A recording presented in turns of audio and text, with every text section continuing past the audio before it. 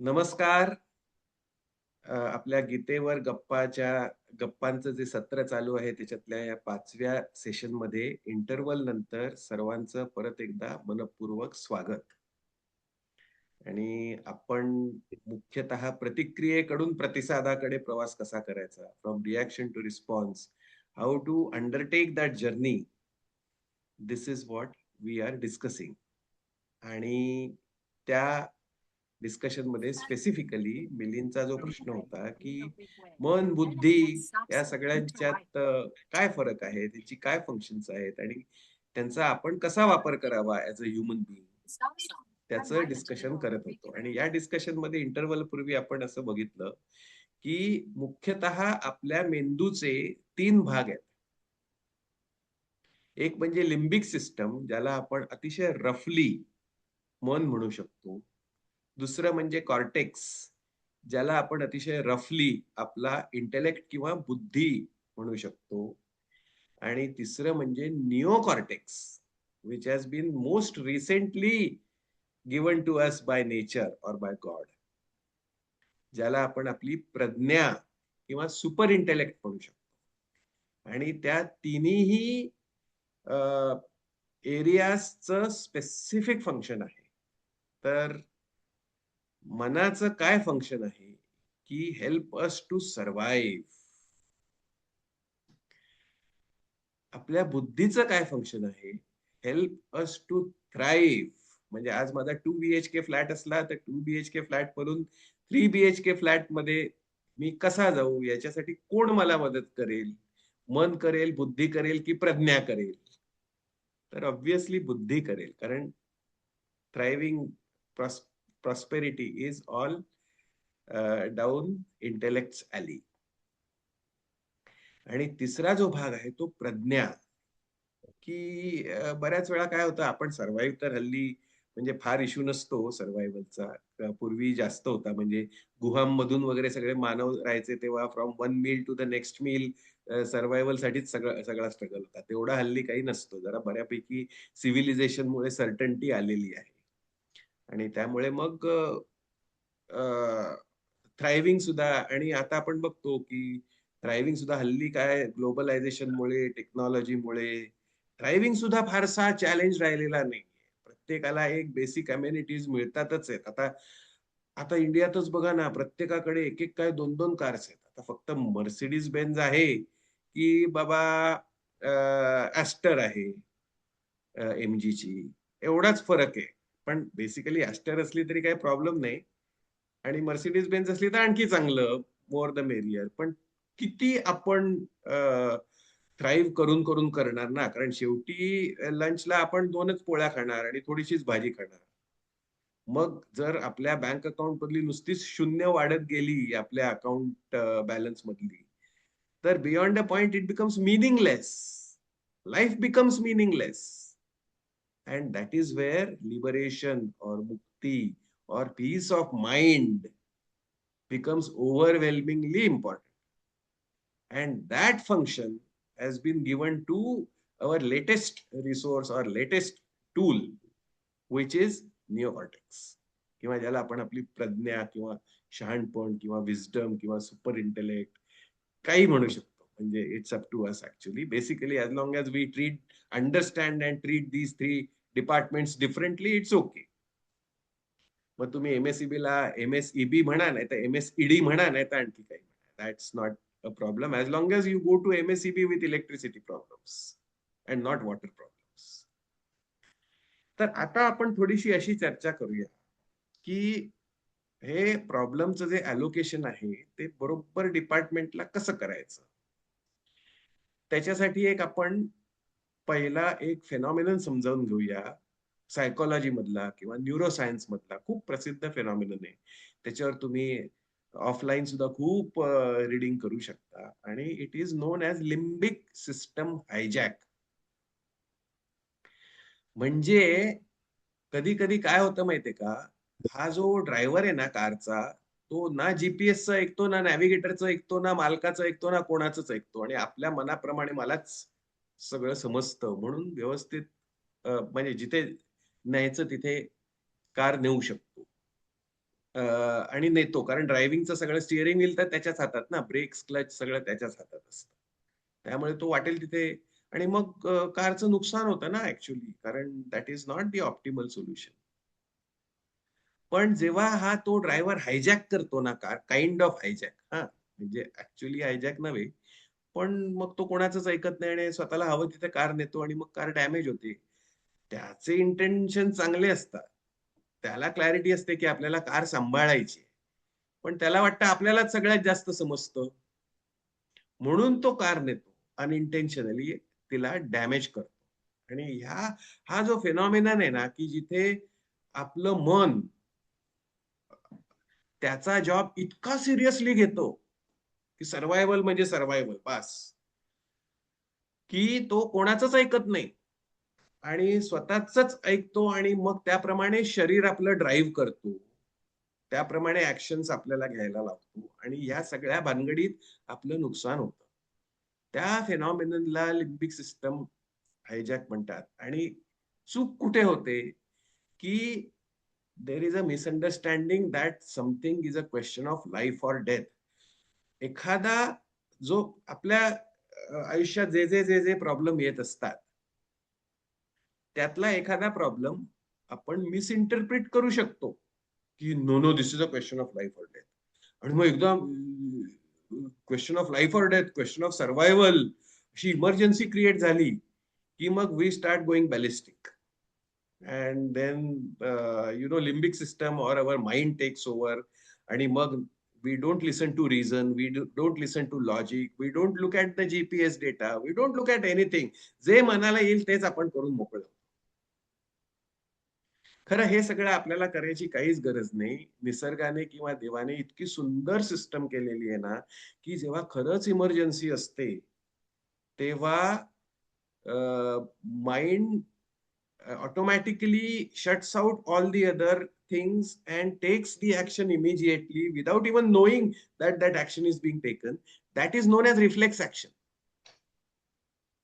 So beyond reaction and beyond response, there is something called as reflex, which mind automatically takes in case of emergency, and that is an arrangement made by God. And that is a valid thing to do. ते मनाचं कामच आहे, ते केलंच पाहिजे. समजा पटकन असं आता माझ्या डोळ्याच्या समोर काहीतरी ऑब्जेक्ट, फ्लाइंग ऑब्जेक्ट जोरात आलं, तर मला कळायचं काय होतंय हे कळायच्या आतच आपोआप डोळे मिटेल. And that protects me. That helps my survival. And it is my mind which has done that. And that is great. So far so good.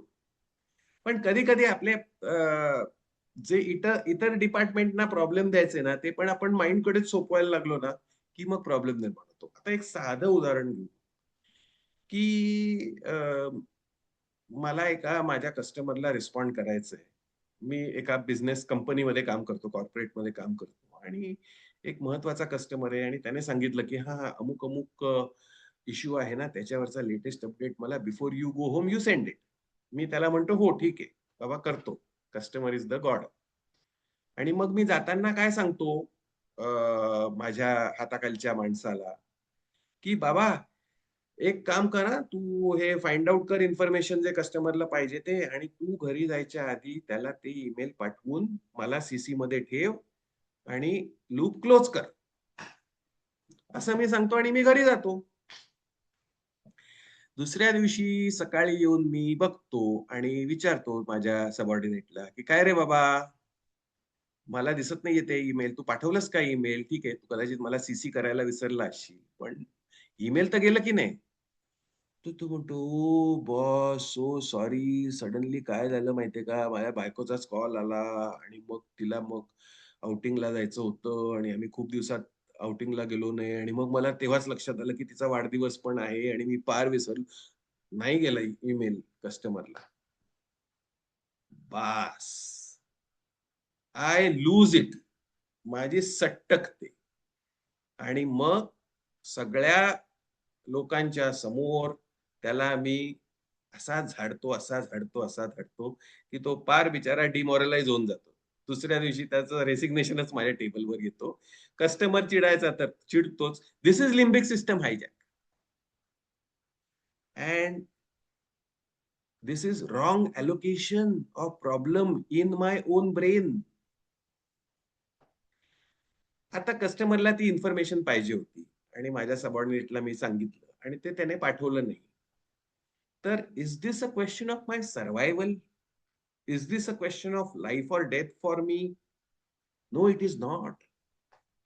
काय होईल? ठीक आहे, चूक झाली, आता झालं ते झालं ना. काय करता येणार? आता ते पुढे रिपीट कसं होणार नाही याच्यासाठी मी काहीतरी केलं पाहिजे. म्हणजे हा जो म्हणजे मग ते कस्टमर खुश होईल किंवा मग कस्टमरला जाऊन विचारलं पाहिजे किंवा सॉरी, तुला हे इन्फॉर्मेशन पाहिजे होतं ते काल आलं नाही, पण त्यामुळे पण आता लगेच मी पाठवतोय. होपफुली तुझं खूप नुकसान झालं नसेल किंवा नुकसान झालं असेल तर मी नुकसान भरपाई देतो बाबा. परत होणार नाही, अश्युरन्स देतो. त्याच्यासाठी मी ही प्रोसेस, ही नवी सिस्टम इन्कॉर्पोरेट केलेली आहे. आता असं होणार नाही. पुढच्या वेळेपासून मी संध्याकाळी घरी गेलो असलो तरी संध्याकाळी मी एक 8 वाजता फोन करून त्याला विचारीन, की "बाबा तू पाठवलंस की नाही?" Whatever, whatever. It can be worked around for everybody's benefit. Okay? This is not a question of life or death. So, this problem should be allocated to my cortex, to my intellect, which will give a response. But if there is a limbic system hijack, then what I will give is a reaction, and that is for everybody's detriment. कोणाचाही फायदा होणार नाही. This is wrong allocation. तसंच एखादी गोष्ट जर खूप म्हणजे if it is helping me to evolve as a person, to liberate, to actually expand my self or the idea of self, etc. And I should not try to be very intellectual and logical about it. Okay. I should just allocate it to neocortex. Neocortex will operate out of compassion. It will operate out of live and let live. It will operate out of higher principles of life. And it will generate a response. If I try to be very logical, very म्हणजे कायदेशीरपणे एकदम मी जर ते बुद्धी लावून जर ते सोडवायला गेलो तर रिॲक्शनच येणार आहे. तो काही रिस्पॉन्स नसणार आहे आणि मी जिथे आहे तिथेच अडकून बसणार आहे एव्होल्युशन मध्ये. मी काही नेक्स्ट लेवलला ऍज अ पर्सन जाणार नाही.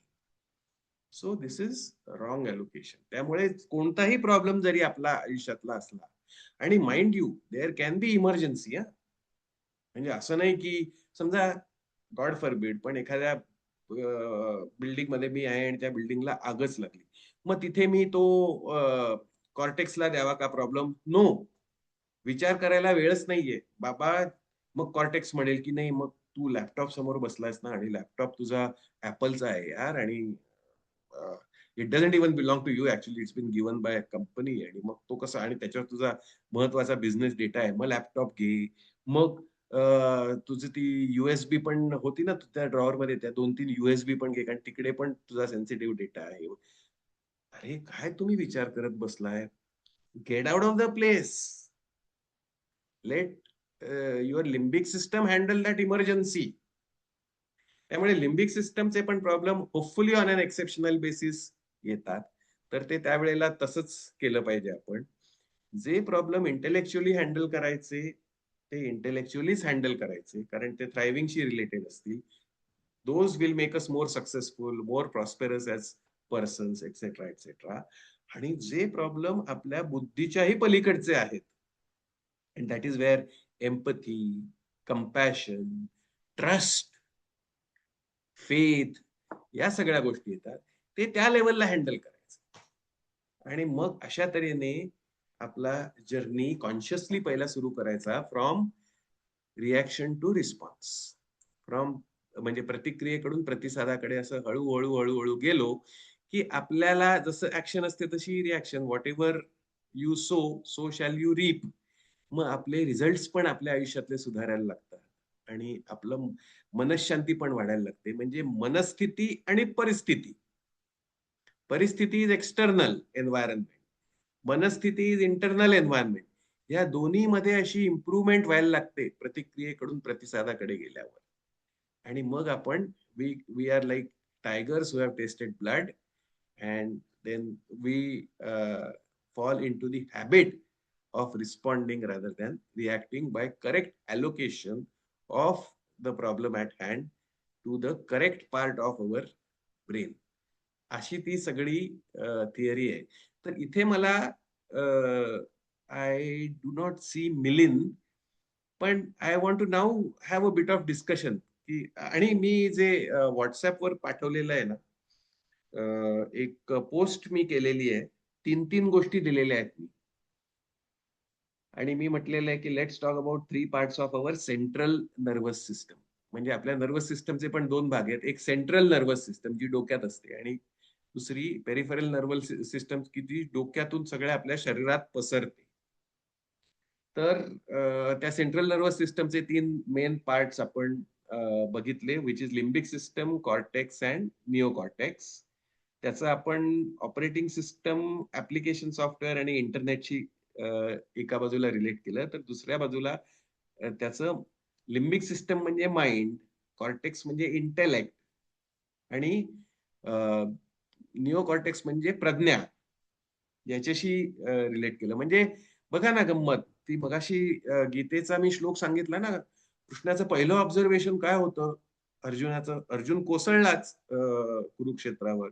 म्हणजे समोर भीष्म, द्रोणाचार्य वगैरे सगळं बघितलं, त्याने कपाळाला हात लावला आणि म्हणाला की नाही, आता मी वनवासातच जातो, खरं यांच्या रक्ताने माखलेले भोग भोगून मी काय मला सुख प्राप्त होणार आहे वगैरे वगैरे, सगळं एकदम लॉजिकल लॉजिकल लॉजिकल बोलायला लागला. पण ऍक्च्युअली त्याचा झाला होता लिम्बिक सिस्टम हायजॅक.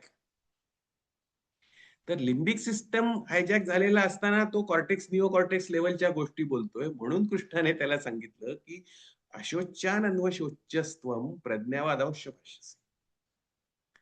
म्हणजे बेसिकली तुझं प्रॉब्लेम अलोकेशन रॉंग डिपार्टमेंटला झालंय तुझ्या मेंदूमध्ये, आणि त्या रॉंग डिपार्टमेंट मधून हे सगळे रॉंग रिॲक्शन्स येत आहेत की which are sounding very logical and very intellectual and very high worldly, but they are not. This is an emergency and you got to handle it as an emergency. So allocation सुधार, मग आपोआपच तिकडून येणारा रिस्पॉन्सही appropriate असेल.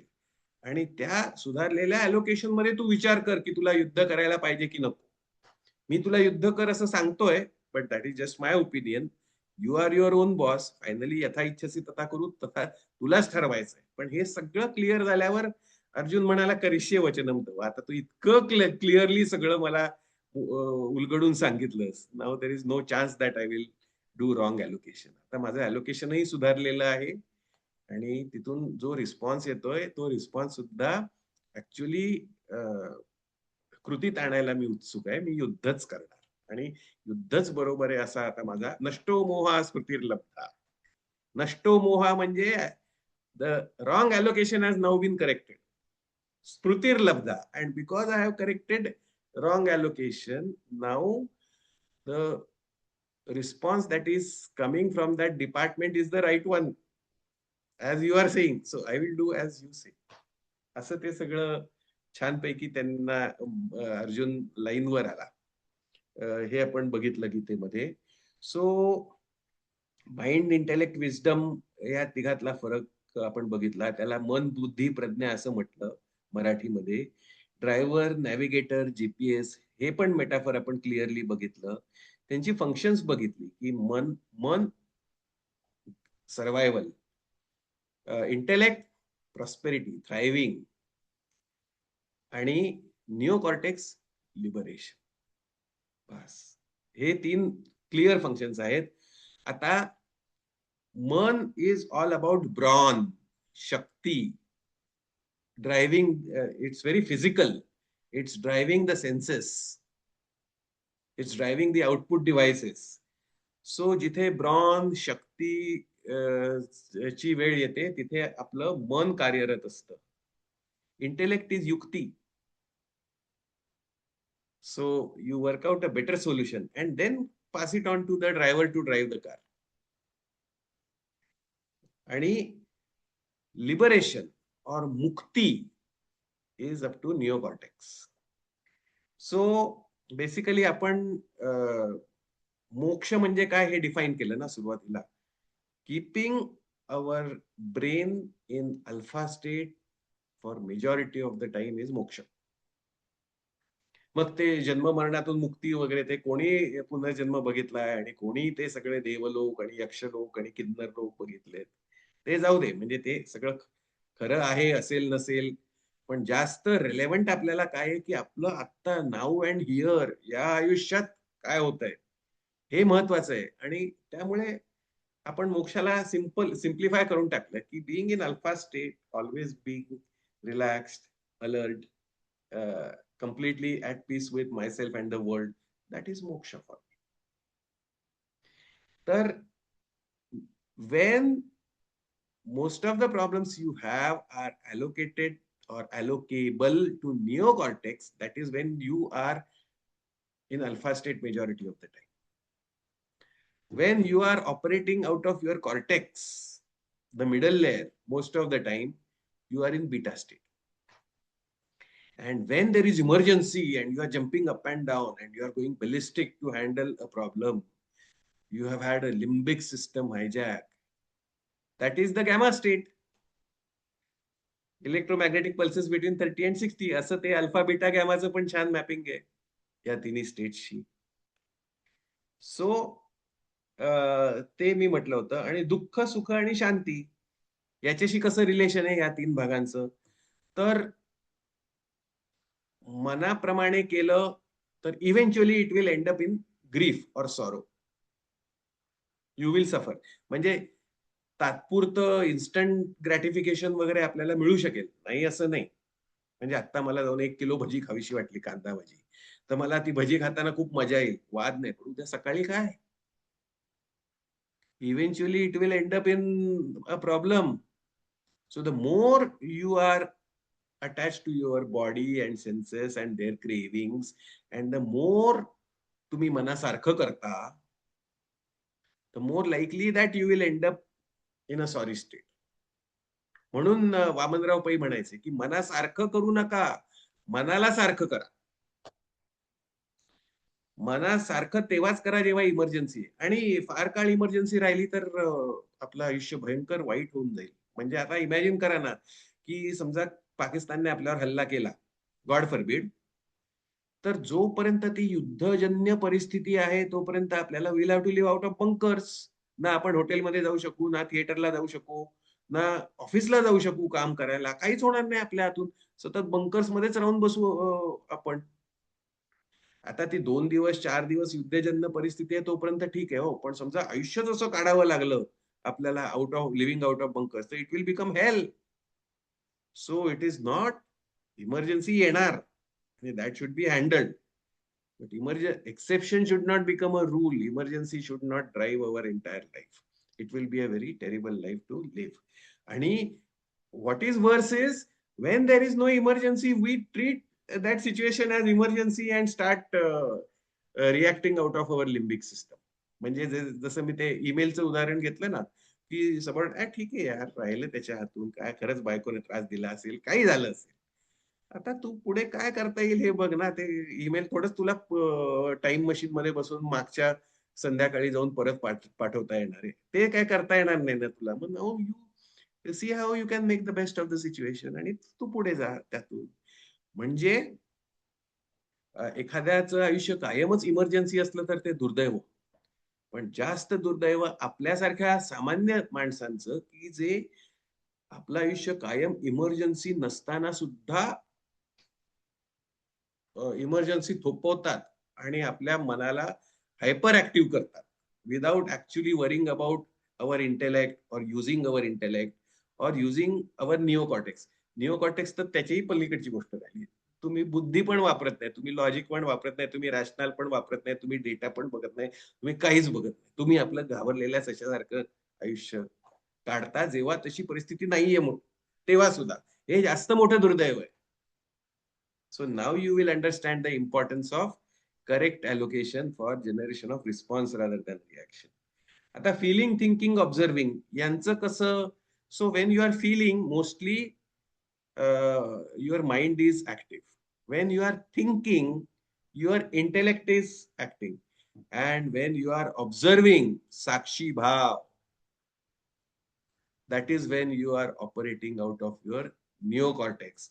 आता साक्षी भावाचा संबंध निओकॉर्टेक्सशी आहे आणि निओकॉर्टेक्सचा संबंध अल्फा स्टेटची आहे.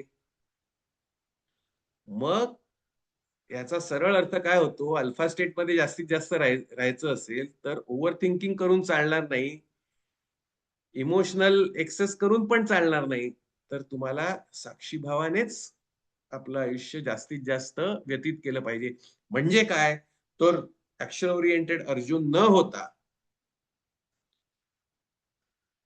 जो तिथे साक्षी आहे कुरुक्षेत्रावर, अर्जुना इतकाच इन्व्हॉल्ड आहे वॉरमध्ये, पण तो जास्त साक्षी भावाने त्याच्याकडे बघतोय आणि त्याच्यातून मार्ग काढतोय आणि अर्जुनाकडून मग योग्य युद्ध करून घेतोय. तसा कृष्ण बनलं पाहिजे.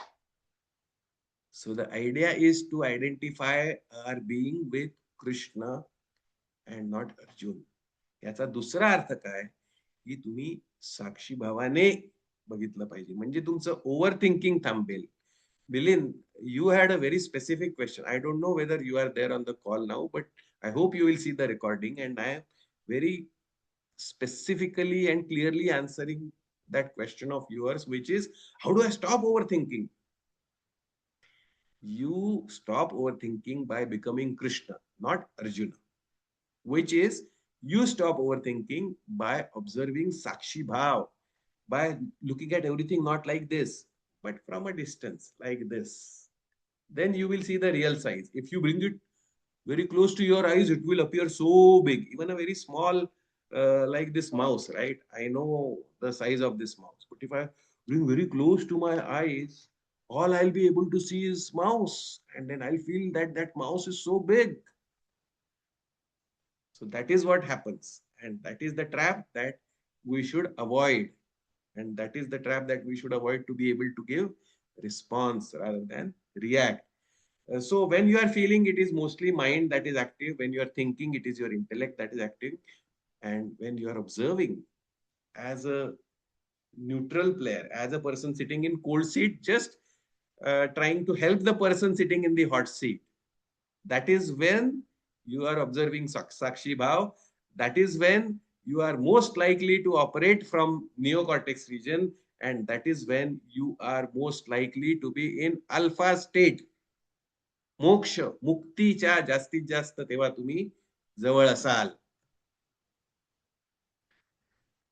आणि काय होतं माहितीये का, की thoughts trigger feelings, and feelings trigger action. That is the sequence in which things happen. तर mind is also called the seat of emotion. तर आता इमोशन हा शब्द थोडासा आपण समजून घेऊया. Y our feelings are also called as emotion. The feelings are also called as emotion because mind emotes. आता इमोशन हा शब्द दोन शब्दांनी बनलेला आहे. एक म्हणजे ई आणि दुसरं म्हणजे मोशन. तर दिस हॅज सम लॅटिन ओरिजिन और ग्रीक ओरिजिन और Roman origin, I don't know, पण त्याची ओरिजिन मी सांगतो. ईचा अर्थ टुवर्ड्स आणि मोशनचा अर्थ action. So what is an emotion? Emotion is something that takes you towards action और दॅट ट्रिगर्स अन ऍक्शन. आता बघा ना, दुसरा शब्द आहे एज्युकेशन. एज्युकेशन हा शब्द आपल्या सगळ्यांना माहिती आहे. That is also made up of two words, e आणि ज्युसेर. ज्युसेर म्हणजे नॉलेज आणि ई म्हणजे towards. So anything that takes you towards knowledge is education. तसं anything that takes you towards action is emotion.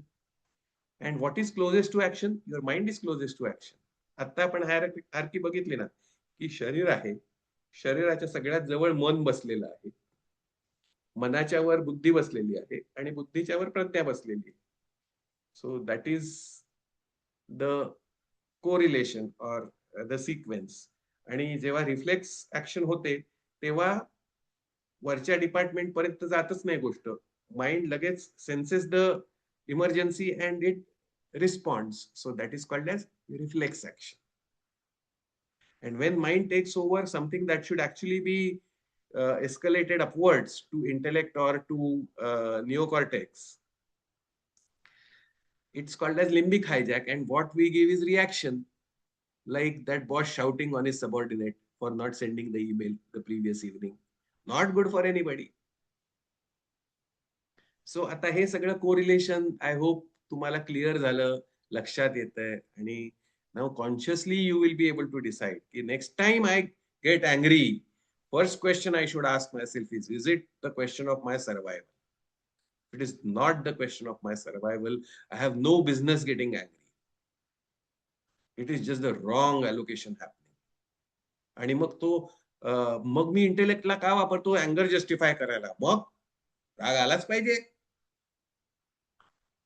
अरे बाबा, अशोच्यान अन्वशोच्यस्वम प्रज्ञावादांश भाष्यसे, भगवंतांनीच म्हटलेलं आहे. जरा विचार कर, जर सर्व्हायव्हलचा प्रॉब्लेम नसेल तर का उगीच थैथयाट करतोयस? जरा शांत हो, चिल मध्ये घे, आणि जे काही योग्य कृती असेल ती कर.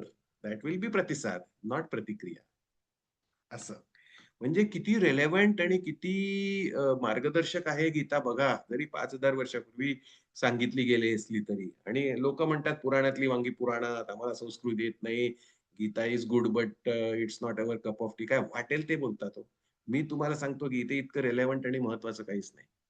एनिवे, सो फिलिंग, थिंकिंग, ब्रॉन, ब्रेन, हार्ट असं सगळं बघितलं. आता परत एकदा कदाचित तुम्ही पोस्ट वाचा, ते 3-3 शब्द जे मी दिलेले आहेत त्यातले पहिला शब्द रिलेट्स टू लिम्बिक सिस्टम, दुसरा टू कॉर्टेक्स आणि तिसरा टू निओ कॉर्टेक्स. म्हणजे ते सगळं तुम्हाला कोरिलेशन, म्हणजे त्याचं एक मॅट्रिक्स सुद्धा तयार करा. म्हणजे उदाहरणार्थ limbic system means operating system means mind means मन means driver of the car means all about survival means usage of power और शक्ती. म्हणून म्हणतात ना power of subconscious mind means gamma, gamma waves means दुःख इन द एंड. आणि intellect means buddhi means application software means cortex means navigator in the car means thriving in life, which is done using yukti, and that's all about beta, which is between 12 to 30 electromagnetic pulses for my brain, which will give me sukha. Because I prosper, I will obviously experience sukha. It's all about thinking and it's all about brain. And third thing is neocortex, which is all about the internet, or connection to superconscious mind or super intellect or wisdom, which is also called pradnya. And that's the GPS or Google Maps. That's when I'm actually using Google Maps, and that leads to liberation eventually, which is getting out of even सुख दुःखाच्याही पार तुम्ही हे वापरून जाता. म्हणजे भोगी त्यागी सोडून योगी होता तुम्ही यामुळे. आणि that is what mukti is all about, and that is what alpha state is also all about, which culminates into sakshi bhav, giving rise to shanti, and that is when we say we use our heart. म्हणजे आपण जे नेहमी म्हणतो ना की whether to use brain or brawn, at that time we are actually asking, should I use my intellect or should I let my mind rule? आणि whether to use my brain or whether to use my heart, याच्यात आपण विचारत असतो की नाव allocation should happen to cortex or neocortex. हे सगळे प्रचारातली भाषा सुद्धा तुम्हाला व्यवस्थित त्याचं मॅपिंग क्लिअर होईल. तर हे असं सगळं आहे. मी जास्तीत जास्त सिम्प्लिफाय करून प्रयत्न तुम्हाला क्लिअर करायचा केलेला आहे. याच्यात एखाद्या न्यूरो सायंटिस्टने जर हा सेशन बघितला तर तो कदाचित नाक बोरडेल, म्हणेल नाही, how can you map mind to limbic system because mind is elsewhere also, वगैरे असं काहीतरी. पण त्याच्याकडे तुम्ही लक्ष देऊ नका, काही फायदा होणार नाही. End of the day you will not get anything. हे सिम्प्लिफाईड लक्षात ठेवा, त्याचा ऍक्च्युअल उपयोग करा. You will start travelling from reaction to response, and accordingly तुमची परिस्थिती चेंज होईल, तुमची मनस्थिती चेंज होईल, आणि तुम्ही अल्फा स्टेट मध्ये जास्तीत जास्त जायला लागाल. So this is a very open and sincere session that we have had. I am very happy you kindly listened to me with all your attention and with due diligence. कदाचित थोडा heavy झाला असेल session, पण bare with me. म्हणजे यापेक्षा simplify मी तरी करू शकत नाही. मी जास्तीत जास्त तो सिम्प्लिफाय केलेला आहे. कदाचित तुम्हाला मल्टिपल टाइम्स हा सेशन बघावा लागेल. जरूर बघा. तुमचा फायदाच होईल अशी माझी खात्री आहे. मी इथे थांबतो. तुम्ही पटकन काही फीडबॅक, ऑब्झर्वेशन्स, क्वेश्चन्स असले तर. So Surendra, go ahead. We have only 2.5 minutes. Yes, माझा एक क्वेश्चन होता. तो जो हे म्हटलं होतं ना, proper allocation of problems to the right department. Yes. So याच्यामध्ये अपब्रिंगिंगचा किती पार्ट आहे? म्हणजे suppose someone sees the maybe parents or ऑफिसमध्ये boss, they are always reacting to situations. So yes. Does it also affect the one who is at the lower level, junior म्हणा किंवा लहान मुलगा म्हणा, त्यांनी लहानपणापासूनच आपल्या आई वडिलांना असं बघितलं असेल, तो he may think that is how one is supposed to react. So yes. त्याचा किती भाग आहे याच्यात? याचा निश्चितच खूप भाग आहे. जे आपला रिॲक्शन किंवा रिस्पॉन्स काहीही देतो ना, त्याच्यात 2 पार्ट्स प्ले करतात. नेचर आणि नर्चर. आणि त्याच्यात हं. नेचरचा भाग 95-99% असतो. अगेन इट इज डिबेटेबल, पण इट्स व्हेरी ह्यूज लाइक. आणि नर्चरचा भाग भाग फक्त टिप ऑफ द आईसबर्ग असतो. तर त्यामुळे सेम फॅमिलीमधले 2 मुलं हे खूप स्वभावाने भिन्न असतात हे आपण बघतो. याचं कारण त्यांचं अपब्रिंगिंग तर सेम असतं ना. पण हं. तरी सुद्धा स्वभावाने खूप वेगळी असतात. सो त्याचा काही-काही इफेक्ट थोडाफार असतो असं तुझं हां, म्हणणं आहे? नर्चरचा थोडाफार असतो, नेचरचा जास्त असतो. याच्यासाठी आपण माइंडच्या डेप्थमध्ये जाऊ शकतो. कॉन्शियस माइंड, सबकॉन्शियस माइंड आणि सुपर कॉन्शियस माइंड. आणि त्याच्यातलं म्हणजे आता जसं आपण mind, intellect, super intellect, body, senses आणि अवर सोल, आत्मा, या सगळ्यातलं कोरिलेशन बघितलं ना, तसं now we can go into the depth of mind also if you have questions on that front. I will be happy to do that. Just post these questions upfront on our group, and I will do my best to answer them. Because if you found this intriguing, then this depth, or getting into the depths of our mind, understanding how it really functions, and therefore then be able to manage it better, is also absolutely fascinating. So, great. Go ahead, post your questions. I am here to answer them the best I can. And let's continue our journey from Pratikriya to Pratisad, from reaction to response. Thank you ever so much. Now I'm closing the session and we'll keep interacting. Thank you. Thank you.